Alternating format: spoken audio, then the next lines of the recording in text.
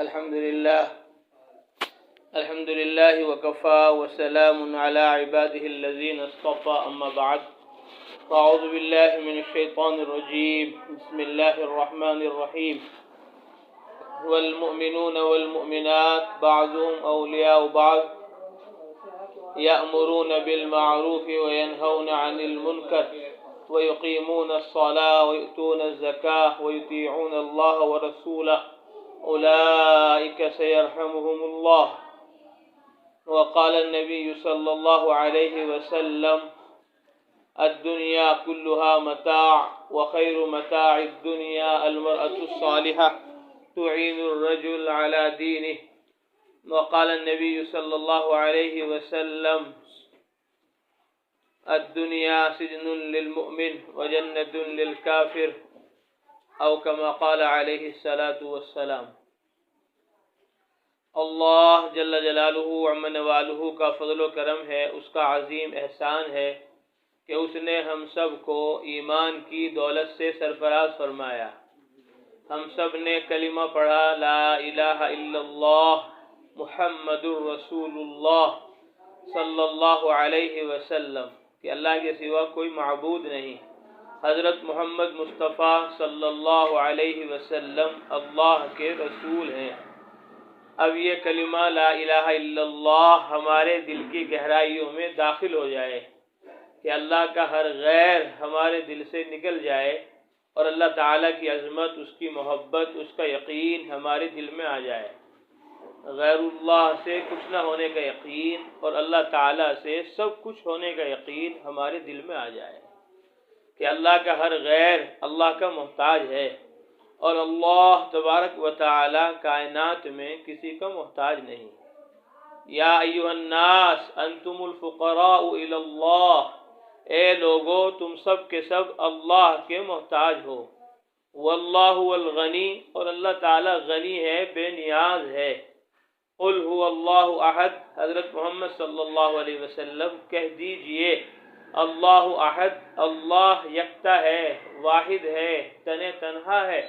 اللہ الصمد، اللہ صمد ہے، بے نیاز ہے. سب اللہ کے محتاج ہیں اور اللہ کسی کے محتاج نہیں. سب کو اللہ کی ضرورت ہے اور اللہ تعالیٰ کو کسی کی ضرورت نہیں. لم یلد ولم یولد، نہ وہ کسی کی اولاد ہے اور نہ کوئی اس کی اولاد ہے. ولم یکن لہ کفوا احد، اس کا کوئی ہمسر نہیں. یا ایھا الناس اذکروا نعمت اللہ علیکم، اے مردوں عورتوں اللہ تبارک و تعالیٰ کی نعمتوں کو یاد کرتے رہا کرو. اللہ تبارک و تعالیٰ نے جو تمہارے اوپر انعامات فرمائے ہیں، نعمتیں بارش کی طرح تمہارے اوپر برسائی ہیں، ان نعمتوں کا دھیان رکھا کرو، ان نعمتوں کو بار بار سوچتے رہا کرو. اللہ فرماتے ہیں حل من خالق غیر اللہ، کیا اللہ تبارک و تعالیٰ کے علاوہ کوئی پیدا کرنے والا ہے؟ یرزقکم من السماء والارض، جو آسمانوں سے زمینوں سے تمہیں روزی دے. آسمانوں سے روزی تمہیں اللہ دیتا ہے، زمینوں سے روزی تمہیں اللہ دیتا ہے. فلینظر الانسان الی طعامہ انا صببنا الماء صبا، انسان کو چاہیے، مردوں کو عورتوں کو چاہیے کہ وہ اپنے کھانے کی چیزوں میں غور کرتے رہا کریں. فَلْيَنْظُرِ الْإِنسَانُ إِلَىٰ طَعَامِهِ أَنَّا صَبَبْنَا الْمَاءَ صَبًّا، ہم نے ہی بادلوں سے پانی برسایا، ہم ہی بادلوں سے پانی برساتے ہیں. ثُمَّ شَقَقْنَا الْأَرْضَ شَقًّا، پھر ہم نے زمین کو پھاڑا اور زمین کے اندر پانی کو اپنی قدرت سے پہنچایا. فَأَنبَتْنَا فِيهَا حَبًّا، اور پھر ہم نے زمین میں سے غلے اگائے، دانے اگائے، چنے اگائے، چاول اگائے، گیہوں اگائے. وَزَيْتُونَ، زیتون اگایا. وَنَخْلَ، کھجور اگائی. اللہ تعالیٰ فرماتے ہیں وَفَوَاكِهَ، اور بہت سارے پھل اللہ تعالیٰ نے اپنی قدرت سے ایک پانی سے تمہیں عطا فرمائے. فَلْيَنْظُرِ الْإِنسَانُ إِلَىٰ طَعَامِهِ أَنَّا صَبَبْنَا الْمَاءَ صَبًّا ثُمَّ شَقَقْنَا الْأَرْضَ شَقًّا فَأَنبَتْنَا فِيهَا حَبًّا وَعِنَبًا وَقَضْبًا، ہم نے پانی سے دانے اگائے، غلے اگائے. وَعِنَبًا وَقَضْبًا، اور ہم نے انگور اگائے اور سبزیاں اگائی، مولی نکالی، شلجم نکالے، پالک نکالے. لوکی نکالی، کدو نکالے، توری نکالی، کتنی قسم قسم کی سبزیاں ہیں اللہ تبارک و تعالیٰ نے ایک پانی سے مختلف رنگوں کی، مختلف ذائقوں کی، مختلف مزوں کی سبزیاں اپنی قدرت سے مردوں عورتوں تمہیں ہم نے عطا فرمائی.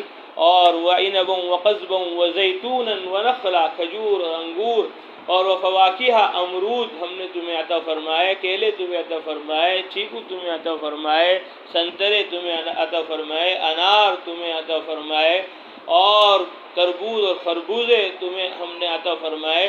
بے شمار پھلوں سے ہم نے تمہیں نوازا. وَفَوَاكِهَ وَأَبًّا مَتَاعًا لَكُمْ وَلِأَنْعَامِكُمْ وَحَدَائِقَ غُلْبًا، اور گنجان باغات اللہ تعالیٰ نے انگور کے باغات، اور اسی طرح چیکو کے باغات، آم کے باغات، انار کے باغات، اور اسی طرح کھجور کے باغات، بادام اور اخروٹ کے باغات، یہ سارے باغات گھنے گنجان ہم نے تمہیں عطا فرمائے. متاعا لکم ولانعامکم، اللہ کہتے ہیں یہ تمہارے فائدے کے لیے بھی ہیں اور تمہارے جانوروں کے فائدے کے لیے بھی ہیں. کیلے تم کھاؤ، اس کے چھلکے تمہاری بکریاں کھائیں، گنے تم چوسو، اس کا رس تم نکالو، کھیر اس کی تم بناؤ، اور اس کے پتے تمہاری گائیں کھائے، تمہاری بھینس کھائے، کھجورے تم کھاؤ اور اس کی گٹھلیاں تمہارے گھوڑے کھائیں اور تمہارے اونٹ کھائیں. متاعا لکم ولانعامکم، تمہارے نفع کے لیے بھی ہیں اور تمہارے جانوروں کے نفع کے لیے بھی ہیں. تربوز اور خربوزے تم کھاؤ اور اس کے چھلکے تمہاری بکریاں اور بھینس کھائیں. متاعا لکم ولانعامکم، یہ ساری نعمتیں ہم نے تمہیں عطا فرمائی. افرأیتم الماء الذی تشربون، عورتوں مردوں بھلا بتاؤ تو صحیح وہ پانی جو تم پیتے ہو، انتم انزلتموہ من المزن ام نحن المنزلون، بادلوں سے اس کو تم اتارتے ہو یا ہم اتارتے ہیں؟ بھلا بتاؤ تو صحیح. افرأیتم ما تحرثون، وہ کھیتیاں جو تم کرتے ہو، انتم تزرعونہ ام نحن الزارعون، اسے تم اگاتے ہو یا ہم اگاتے ہیں؟ یعنی تنے تنہا ایک خالق ہے، باقی سب مخلوق ہیں. انسان کو اللہ تعالیٰ نے قسم قسم کی نعمتوں سے نوازا. قرآن میں اللہ کہتے ہیں وَآتَاكُم مِّن كُلِّ مَا سَأَلْتُمُوهُ، مردوں عورتوں تمہیں ہم نے وہ ساری نعمتیں عطا فرمائی جو تم ہم سے مانگ سکتے تھے، جو تم ہم سے سوال کر سکتے تھے. بغیر مانگے تمہیں آسمان عطا فرمایا، زمین عطا فرمائی، بارشیں برسائی، زمین سے غلے اگائے، قسم قسم کے پھل اور سبزیاں تمہیں ہم نے بن مانگے عطا فرمائی. یہ تو نعمتیں وہ ہیں جو تمہیں ہم نے آسمانوں سے عطا فرمائی، زمینوں سے عطا فرمائی. اور خود تم اپنے اندر غور کرو. وفی انفسکم افلا تبصرون، مردوں عورتوں تم اپنے اندر غور کرو گے تو تمہیں اللہ کی ہزاروں کروڑوں نعمتیں تمہیں نظر آئیں گی. الم نجعل لہ عینین، بھلا بتاؤ تو صحیح دو آنکھیں ہم نے تمہیں عطا نہیں فرمائی. ولسانا، ایک زبان تمہیں عطا نہیں فرمائی. وشفتین، دو ہونٹ ہم نے تمہیں عطا نہیں فرمائے. واللہ اخرجکم من بطون امہاتکم هو الذی یصورکم فی الارحام کیف یشاء، وہ اللہ ہے جو تمہیں تمہاری ماں کے رحموں میں، پیٹوں میں صورت شکل عطا فرماتا ہے. یخلقکم فی بطون امہاتکم خلقا من بعد خلق فی ظلمات ثلاث، تین اندھیریوں میں اللہ تبارک و تعالی ایک کے بعد ایک تمہاری تخلیق کرتا ہے اور تمہیں اپنی قدرت سے تمہارے ماں کے پیٹ میں وجود بخشتا ہے. ایک فرشتہ آتا ہے اور وہ روح تمہارے اندر ڈال کے چلا جاتا ہے. ثم السبیل یسرہ، پھر تمہارے دنیا میں آنے کا راستہ اللہ تبارک و تعالی نے آسان کیا. واللہ اخرجکم من بطون امہاتکم، اللہ نے تم سب مردوں عورتوں کو تمہاری ماؤں کے پیٹوں سے نکالا. لا تعلمون شیئا، تمہیں کچھ خبر نہیں تھی کسی چیز کی، نہ تم قطرے کو جانتے تھے، نہ تم سمندر کو جانتے تھے، نہ تم ذرے کو جانتے تھے، نہ تم پہاڑ کو جانتے تھے، نہ تم ماں باپ کو جانتے تھے، نہ تم دادا دادی کو جانتے تھے، نہ تم نانا نانی کو جانتے تھے، نہ تمہیں زمین کی خبر تھی، نہ تمہیں آسمان کی خبر تھی. لا تعلمون شیئا، کسی چیز کا مردوں عورتوں تمہیں علم نہ تھا. وَجَعَلَ لَكُمُ السَّمْعَ وَالْأَبْصَارَ وَالْأَفْئِدَةَ، اللہ تعالیٰ نے تمہیں کان عطا فرمائے، آنکھیں عطا فرمائی، دل عطا فرمائے. لعلکم تشکرون، تاکہ تم کانوں کا شکر ادا کرو، آنکھوں کا شکر ادا کرو اور دل و دماغ کا شکر ادا کرو. یہ کان تمہیں ہم نے دو عطا فرمائے. زبان ایک ہے، اس سے کم بولو، اور کان دو ہیں، اس سے زیادہ سنو. اللہ کی بڑائی، اللہ کی کبریائی، اللہ کی بڑائی سنو. پیدا ہوتے ہی لڑکے کو، لڑکی کو، بچے کو، بچی کو کہ سب سے پہلے تعارف جو کراؤ وہ آسمان کا مت کراؤ، زمین کا مت کراؤ، چاند سورج ستاروں کا نہ کراؤ، دریا پہاڑ ہواؤں کا نہ کراؤ، اور اس کو ڈاکٹر، انجینئر، وکیل، جج، پروفیسر، دنیا دار، مالدار، کاشتکار، زمیندار، اس کے تذکرے اس کے سامنے نہ کرو. اس کے پیدا ہوتے ہی اس کے پیدا کرنے والے اللہ کی بڑائی اور کبریائی اس کے کانوں کے راستے سے دل کے اندر پہنچا دو. دائیں کان میں اذان دو، بائیں کان میں تکبیر کہو، اللہ اکبر اللہ اکبر. آسمان بڑا نہیں ہے، زمین بڑی نہیں ہے، چاند سورج ستارے بڑے نہیں ہیں، مشرق مغرب شمال و جنوب بڑے نہیں ہیں، آگ پانی مٹی ہوا یہ مخلوق بڑی نہیں ہے، یہ سب چھوٹی مخلوق ہے. یہ سب مخلوق ہے، بننے میں جیسے یہ محتاج ہے ایسے ہی نفع نقصان پہنچانے میں بھی یہ محتاج ہے. اللہ اکبر اللہ اکبر. اللہ سب سے بڑے ہیں. اشہد ان لا الہ الا اللہ، میں گواہی دیتا ہوں کہ اللہ کے سوا کوئی معبود نہیں، کوئی خالق نہیں، کوئی مالک نہیں، کوئی رازق نہیں، کوئی حاجت و ضرورتوں کو پورا کرنے والا نہیں ہے. اللہ کا ہر غیر اللہ کا محتاج ہے اور اللہ کائنات میں کسی کا محتاج نہیں. اشہد، میں گواہی دیتا ہوں. گواہی دی جاتی ہے اس کی جس کو آنکھوں نے دیکھا ہو اور کانوں نے سنا ہو کہ یہ کون ہے، کہ یہ عینی شاہد ہیں، یہ عینی گواہ ہیں، یہ اس موقع اور معاملے پر وہاں موجود تھے جب یہ کام ہو رہا تھا. آنکھوں سے انہوں نے دیکھا، کانوں سے انہوں نے سنا. کہ اس طرح آنکھ دیکھ کر اور کان سن کر گواہی دیتے ہیں، اس طرح تم اللہ کے ہونے کی گواہی دو. گویا تم نے اپنی آنکھوں سے اللہ کو دیکھ لیا ہے، گویا تم نے اپنے کانوں سے اللہ کی بڑائی کبریائی اللہ کی زبان اقدس سے سن لی ہے. جیسے یقین ہوتا ہے اپنی آنکھوں دیکھی کا اور کانوں سنی کا، ایسے ہی یقین تمہیں اللہ کے اللہ ہونے کا اور اس کے خالق اور مالک رازق اور تنہا قادر مطلق ہونے کا تمہیں یقین ہو. اشہد ان محمد رسول اللہ، میں گواہی دیتا ہوں اللہ کے نبی حضرت محمد صلی اللہ علیہ وسلم اللہ کے رسول ہیں، پیغمبر ہیں.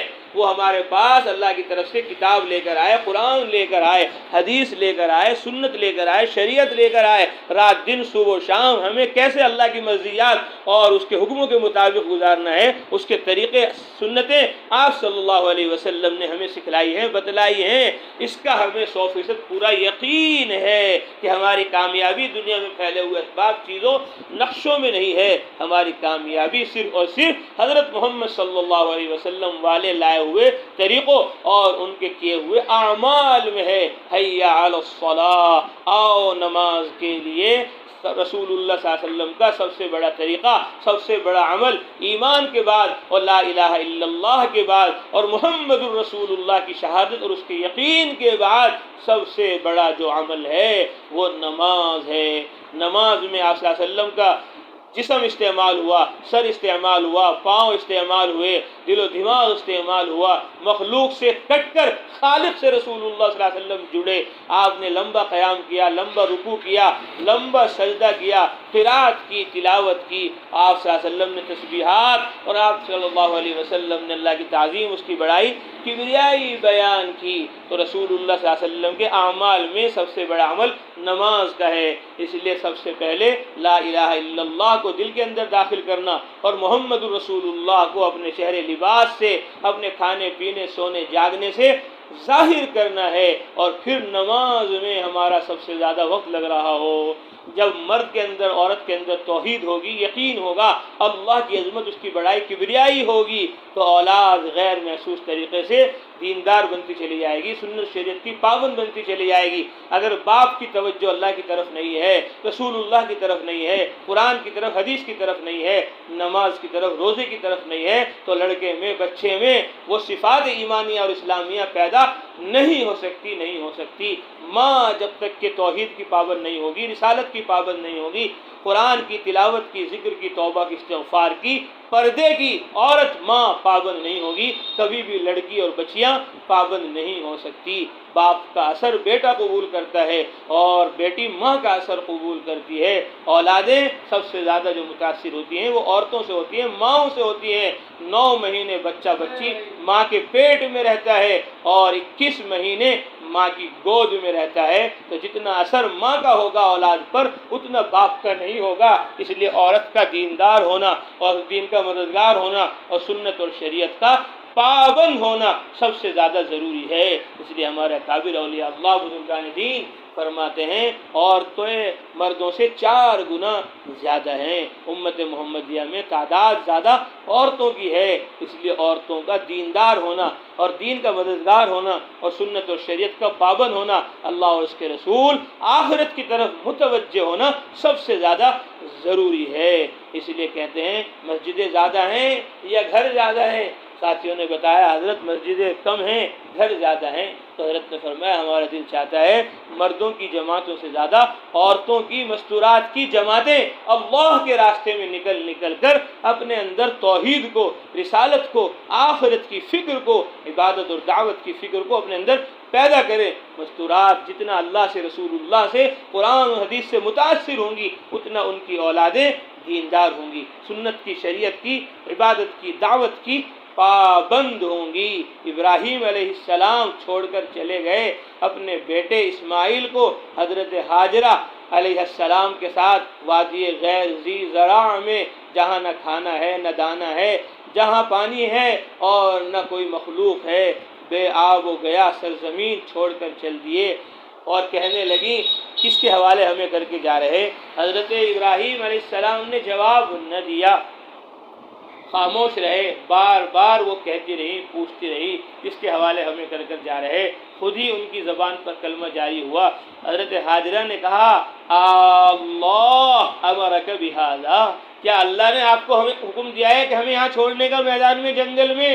حضرت ابراہیم نے زبان سے نہ کہا، گردن سے اشارہ کر کے کہہ دیا ہاں خدا کا حکم ہے حاجرہ و اسماعیل تمہیں یہاں چھوڑنے کا۔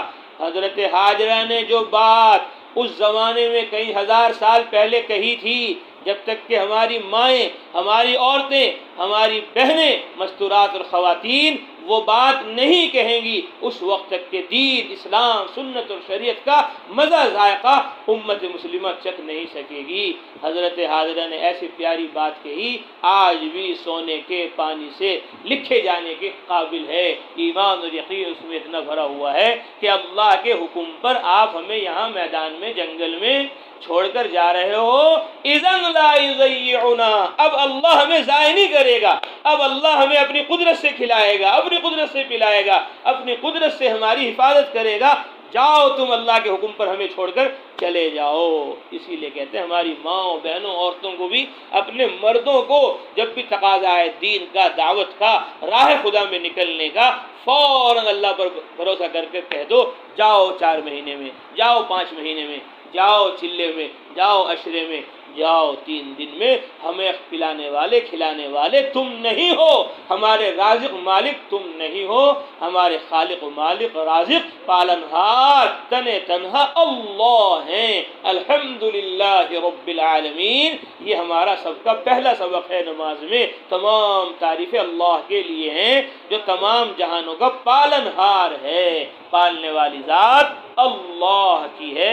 تو ابراہیم چھوڑ کر اپنے بیٹے اسماعیل کو اور حاجرہ کو راہ خدا میں چلے گئے اور انہوں نے اللہ پر بھروسہ کیا، تو اللہ نے ایسا شاندار اور عمدہ پانی حضرت اسماعیل اور حضرت حاجرہ کو عطا فرمایا۔ اللہ اکبر۔ اللہ کے نبی نے فرمایا ماء زمزم لما شرب له، زمزم پانی جو بھی جس نیت سے پیے گا اللہ اس کو اس نیت میں اس کی حاجت اور ضرورت کو پوری فرما دیں گے۔ بھوکا پیے گا تو اللہ اس کی بھوک ختم فرما دیں گے، پیاسا پیے گا تو اس کی پیاس ختم ہو جائے گی، جاہل پیے گا اللہ اس کو علم عطا فرما دیں گے، غافل پیے گا اللہ تعالیٰ اس کو ذکر عطا فرما دیں گے، غفلت اس کی دور فرما دیں گے، بھٹکا ہوا پیے گا تو اللہ تعالیٰ اس کو راہ دکھلا دیں گے۔ غرض یہ کہ جو بھی جس نیت سے آب زمزم کو پیے گا اللہ تعالیٰ اس کی وہ حاجت اور ضرورت اپنی قدرت سے پوری فرما دیں گے، اور ایسا پانی کہ ساری دنیا کے اندر اللہ تعالیٰ نے وہ پانی پہنچا دیا۔ اور پھر اپنی قدرت سے بنی قبیلہ جرہم جو یمن کا ایک قبیلہ تھا اس کو وہاں پہنچا دیا، وہ آئے اور وہاں رہنے لگے۔ حضرت ابراہیم علیہ السلام چھوڑ کر گئے اور حاجرہ نے اللہ پر بھروسہ کیا تو اللہ نے ان کی مدد کی، نصرت کی۔ تو جیسی مدد ابراہیم علیہ السلام کی ہوئی، حاجرہ علیہ السلام کی ہوئی، اسماعیل علیہ السلام کی ہوئی، ایسی مدد ہماری بھی ہوگی، بشرطے کہ ہم اور تم ایسے بن جائیں جیسے ابراہیم تھے، مرد ابراہیم علیہ السلام جیسے ہو جائیں اور عورتیں ہاجرہ علیہ السلام جیسی ہو جائیں، تو پھر بچے اسماعیل علیہ السلام جیسے ہوں گے۔ آج شکایت یہ ہے کہ جی لڑکی ہماری بات نہیں مانتی، لڑکا ہمارا بات نہیں مانتا، جی ہاتھوں سے نکلتے جا رہے، ماں کی باپ کی نافرمانی کر رہے بچے۔ ارے جب تم اللہ کی نافرمانی کر رہے، رسول اللہ کی نافرمانی کر رہے، تو تمہاری اولادیں تمہاری نافرمانی کریں گی۔ تم اللہ کے، رسول اللہ کے، قرآن کے، حدیث کے، دین کے، دعوت کے پابند ہو جاؤ تو تمہاری اولادیں تمہاری پابند ہو جائیں گی، تمہاری تابع اور تمہاری فرم بردار ہو جائیں گی۔ مردوں عورتوں تم ابراہیم و ہاجرہ جیسے ہو جاؤ، تمہاری اولادیں اسماعیل جیسی ہوں گی۔ تم علی اور فاطمہ جیسے ہو جاؤ، تمہاری اولادیں حسن و حسین جیسی ہوں گی۔ تم مولانا الیاس صاحب اور ان کی اہلیہ جیسے ہو جاؤ تو تمہاری اولادیں مولانا یوسف صاحب رحمۃ اللہ علیہ جیسی ہوں گی، جو ایسا ایمان کا اور یقین کا بیان کرتے تھے کہ بڑے بڑے علماء فرماتے ہیں ان کے بیان میں بیٹھ کر ایسا لگتا تھا ہمارے اندر کفر چھپا ہوا ہے، ہمارے اندر شرک چھپا ہوا ہے، کفر و نفاق ہمارا ظاہر ہو جاتا تھا۔ ایسے ایمان کی اور یقین کی بلند و بالا وہ باتیں فرمایا کرتے تھے، اور وہ خود کہتے تھے مولانا یوسف صاحب رحمۃ اللہ علیہ، ہمارے اندر جو تم خیر اور بھلائی دیکھ رہے ہو یہ سب ہماری ماؤں اور ہماری عورتوں کی دینداری کا نتیجہ ہے۔ ہماری مائیں اللہ کی طرف، رسول اللہ کی طرف، قرآن و حدیث کی طرف متوجہ تھی تو اللہ نے ہمیں بھی قرآن و حدیث کی دعوت اور عبادت کے لیے قبول فرما لیا۔ اس لیے ایمان ہمارا بنے، یقین ہمارا بنے، اللہ سے تعلق ہمارا مضبوط ہو، اور نماز ہم خشوع اور خضوع کے ساتھ فجر میں، ظہر میں، عصر میں، مغرب میں، عشاء میں، یہاں تک کہ ہمارے گھروں میں تہجد کا، اشراق کا، چاشت کا، اوابین کا، صلاۃ التوبہ کا، تحیۃ الوضو کا، اور اسی طرح صلاۃ التسبیح کا ماحول ہونا چاہیے، اور ہمارے گھر کے اندر قرآن کا سیکھنا سکھانا ہونا چاہیے، حدیث کا سننا سنانا ہونا چاہیے۔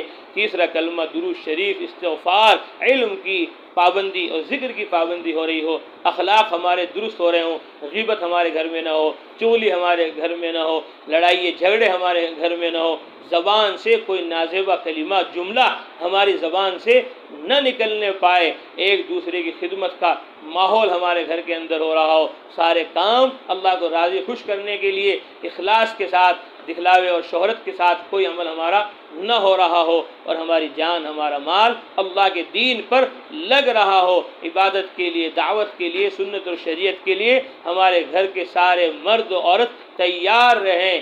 بس ہماری مسجد وہ مسجد نبوی جیسی ہو جائے، اور ہمارا گھر وہ حضرت محمد صلی اللہ علیہ وسلم کے گھر جیسا ہو جائے، اور ہماری بستیاں محلہ وہ مدینہ منورہ جیسا ہو جائے، اور ہمارے مرد و عورت بچے حضرت محمد صلی اللہ علیہ وسلم کی طرح علم میں، ذکر میں، تعلیم میں، تبلیغ میں، عبادت میں، دعوت میں لگنے لگانے والے ہو جائیں۔ یہ چار کام اس بیان سے، تقریر سے، اس تبلیغ سے، دعوت سے مقصود ہے۔ ہر مسجد وہ مسجد نبوی کے نمونے پر ہو، یعنی سارے مسلمان محلے کے، علاقے کے اپنی مسجد کے اندر فجر میں، ظہر میں، عصر میں، مغرب میں، عشاء میں، پانچوں نمازوں میں جا رہے ہوں، اور وہاں بیٹھ کر قرآن حدیث سیکھ رہے ہوں، سکھا رہے ہوں، سنت اور شریعت جس طرح مدینہ کے سارے مسلمان مسجد میں آ کر سیکھ رہے تھے، ایسے سارے مسلمان محلے کے مرد مسجد میں جا رہے ہوں۔ اور اسی طرح جس طرح مدینہ منورہ کا ہر گھر وہ قرآن کا، حدیث کا مرکز تھا، اور وہاں قرآن حدیث کا سیکھنا سکھانا ہو رہا تھا، کوئی بچی، کوئی بچہ، کوئی لڑکا، کوئی لڑکی، کوئی مرد عورت قرآن سے، حدیث سے، سنت شریعت سے غافل نہیں تھا۔ مدینہ منورہ، مدینہ طیبہ کہ مدینہ منور ہو گیا تھا قرآن کے نور سے، اور مدینہ طیبہ ہو گیا تھا، پاک ہو گیا تھا کفر و شرک سے، گناہوں سے، نافرمانیوں سے۔ جس طرح مدینہ منورہ ہوا اور مدینہ طیبہ ہوا، ایسے ہی ہماری بستیاں، محلے بھی کفر و شرک سے پاک ہو جائیں، قرآن و حدیث کے نور سے منور ہو جائیں، اور ہمارے مرد و عورت جس طرح وہاں کے مرد و عورت قرآن حدیث کے علم سے آراستہ و پیراستہ تھے، ہر ایک قرآن کا جاننے والا، حدیث پر عمل کرنے والا، سنت اور شریعت کا پابند تھا، قرآن حدیث کے نور سے منور تھا، ایسے ہی ہمارا ہر مرد، ہر عورت، ہر بچہ بچی ہو جائے۔ یہ چار عملی نمونے رسول اللہ صلی اللہ علیہ وسلم، آپ کے صحابہ، مکے مدینے والے ہمارے سامنے پیش کر گئے۔ اب صبح قیامت تک اس نمونے پر ساری دنیا کے مسلمانوں کو اور ساری دنیا کے انسانوں کو لانا، یہ اس امت کے مردوں کی بھی ذمہ داری ہے، عورتوں کی بھی ذمہ داری ہے۔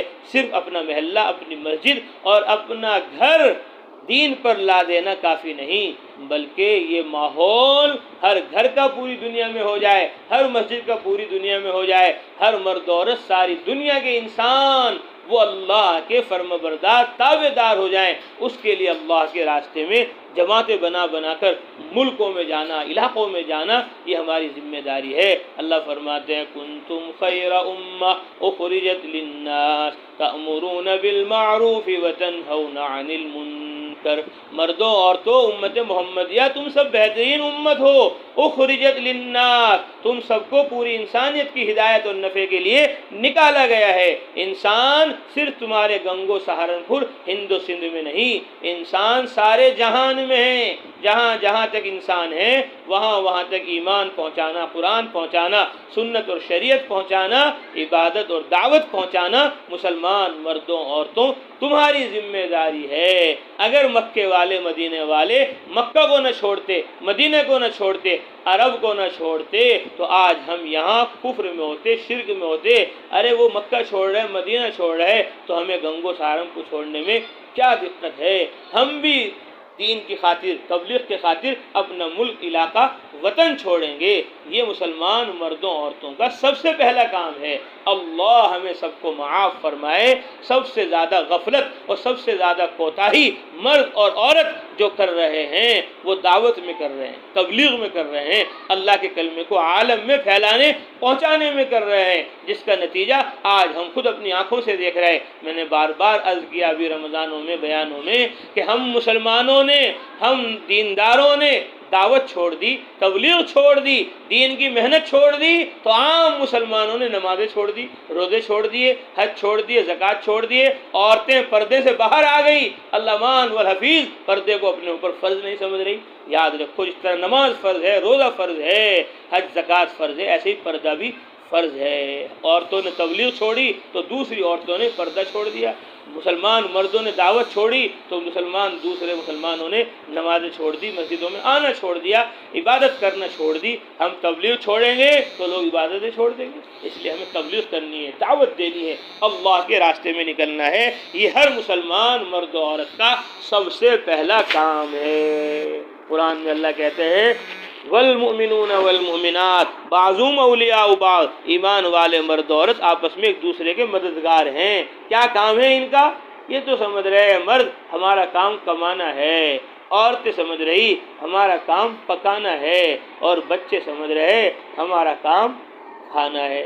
مرد کمائیں گے، عورتیں پکائیں گی اور بچے کھائیں گے، اور اسی طرح بڑھ کر دنیا سے چلے جائیں گے۔ نہیں، ہمارا کام مردوں کا صرف کمانا نہیں، عورتوں کا کام صرف پکانا نہیں، بچوں کا کام صرف کھانا نہیں۔ مردوں عورتوں کا سب سے پہلا کام وہ دعوت ہے، وہ تبلیغ ہے۔ اللہ کہتے ہیں وَمَنْ أَحْسَنُ قَوْلًا مِّمَّنْ دَعَا إِلَى اللَّهِ وَعَمِلَ صَالِحًا وَقَالَ إِنَّنِي مِنَ الْمُسْلِمِينَ۔ اس سے اچھی کسی مرد کی، کسی عورت کی بات نہیں ہو سکتی جو اللہ کی طرف دعوت دے، وَعَمِلَ صَالِحًا، اور نیک عمل کرے، وَقَالَ إِنَّنِي مِنَ الْمُسْلِمِينَ، اور یوں کہے میں مسلمان ہوں۔ مسلمان کا کام دعوت دینا ہے، مسلمان کا کام اللہ کی عبادت کرنا ہے۔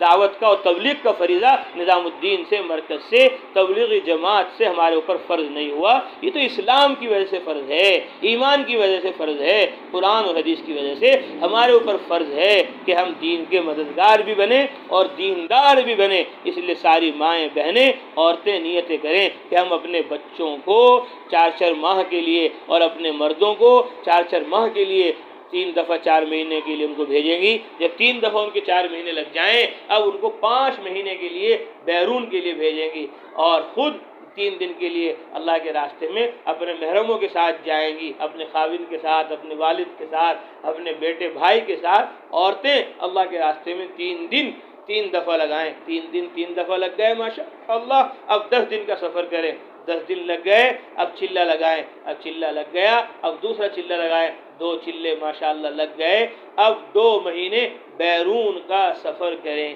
بچے ہمارے مدرسے میں پڑھ رہے ہیں، رمضان کی ان کی چھٹی ہے، چلے میں ان کو بھیجو، بقرعید کی 10 دن کی چھٹی ہے، 10 دن کی جماعت میں بھیجو، سہمائی ششمائی امتحانات ہوتے ہیں، اس میں 3 دن کی جماعتوں میں ان کو بھیجو، جمعرات کو چھٹی ہوتی ہے جمعے کی، جمعرات کو عصر بعد 24 گھنٹے کی جماعت میں ان کو بھیجو۔ بچے اسکول میں، کالجوں میں، یونیورسٹیوں میں پڑھ رہے ہیں، لڑکے لڑکیاں، ان کو مئی جون میں چلے کے لیے بھیجو، فائنل ان کا ہو جائے 4 مہینے کے لیے بھیجو، بچے عالم بن جائیں تو ان کو 1 سال کے لیے بھیجو، 1 سال لگ گیا دوسرا سال لگواؤ، دوسرا سال لگ گیا تیسرا سال لگواؤ۔ لڑکیاں، سب لڑکیوں کے شادی سے پہلے 10 دن لگ جانے چاہیے والدہ کے ساتھ، والد کے ساتھ، تاکہ جیسے شادی ہو فوراً ہماری بیٹی کا اپنے خاوند کے ساتھ چلہ لگ جائے۔ جب چلہ لگ جائے گا پھر دوسرا چلہ آسان، 2 مہینے کا سفر ہو جائے گا۔ اس لیے روزانہ پابندی اہتمام کے ساتھ قرآن کا سیکھنا سکھانا ہمارے گھر میں ہو، فضائل اعمال، صدقات، منتخب حدیث کی تعلیم ہو، روزانہ ہمارے گھر میں 6 صفات کا مذاکرہ ہو، اور روزانہ ہمارے گھر میں تشکیل ہو، اور روزانہ ہمارے گھر میں مشورہ ہو۔ جب 5 کام ہمارے گھر میں روزانہ ہوں گے تو پھر 5 مہینے کی جماعت اور 4 مہینے کی جماعت اور چلے 3 دن 10 دن کی جماعت، اللہ کے راستے میں نکلنا آسان ہو جائے گا۔ اور جب 5 مہینے 4 مہینے چلے لگ جائیں گے، اب ایسا نہیں ہو سکتا نماز چھوڑ دیں۔ اسی لیے ہم بار بار کہتے ہیں اپنے مردوں کو 4 مہینے میں بھیجو، چلے میں بھیجو، 3 دن میں بھیجو۔ ارے مول صاحب تم تو 4 مہینے کی بات کرتے ہو، ایک دم تم تو چلے کی بات کرتے ہو، یہ نماز تو پڑھ نہیں رہا، تم کہہ رہے جماعت میں بھیج دو۔ ہم کہتے ہیں بھائی انہیں جماعت میں بھیجو، جی پہلے یہاں نماز پڑھوا لو ان سے، یہاں نماز پڑھنے لگیں گے پھر 4 مہینے چلے میں بھی چلے جائیں گے، تم تو ایک دم 4 مہینے کی بات کرتے ہو۔ تو ہم ان سے کہتے ہیں بھائی یہ نماز یہاں رہ کر پڑھتا تو اب سے پہلے پڑھ لیتا، 25 سال ہو گئے اسے یہاں رہتے رہتے، 30 سال ہو گئے اس نے آج تک یہاں نماز نہیں پڑھنے شروع کی۔ اگر یہ نماز یہاں رہ کر پڑھتا تو پہلے سے پڑھتا، اب تو اسے اللہ کے راستے میں بھیجو جماعت میں، یہ تو یہ اس کا باپ بھی نماز پڑھے گا، جب جماعت میں جائے گا 4 مہینے میں، چلے میں، 3 دن میں، تو یہ اس کا ابا بھی نماز پڑھے گا، جب جماعت میں جائے گا تب یہ نماز پڑھنے کا عادی ہوگا، نماز پڑھنے کی اس کو طلب اور شوق اور رغبت اور چاہت اس کے اندر پیدا ہوگی۔ تو اس لیے مردوں کو 4 مہینے کے لیے اللہ کے راستے میں بھیجو، چلے کے لیے اللہ کے راستے میں بھیجو، اور خود 3 دن 10 دن اور چلہ اور دوسرا چلہ اور 2 ماہ بیرون کا سفر کرو۔ اب جن ماؤں بہنوں کے 2 چلے لگ گئے وہ 2 ماہ کا ارادہ کریں، جن کا 1 چلہ لگا وہ دوسرے چلے کا ارادہ کریں، جن کے 10 دن لگ گئے وہ چلے کا ارادہ کریں، جن کے 3 دفعہ لگ گئے وہ 10 دن کا ارادہ کریں، جن کے آج تک 3 دن نہیں لگے وہ 3 دن کا ارادہ کریں، اور اپنے مردوں کے نام اللہ کے راستے میں 5 ماہ 4 ماہ کے لیے لکھوائیں، پرچہ یہاں پہنچا دیں، پھر انشاءاللہ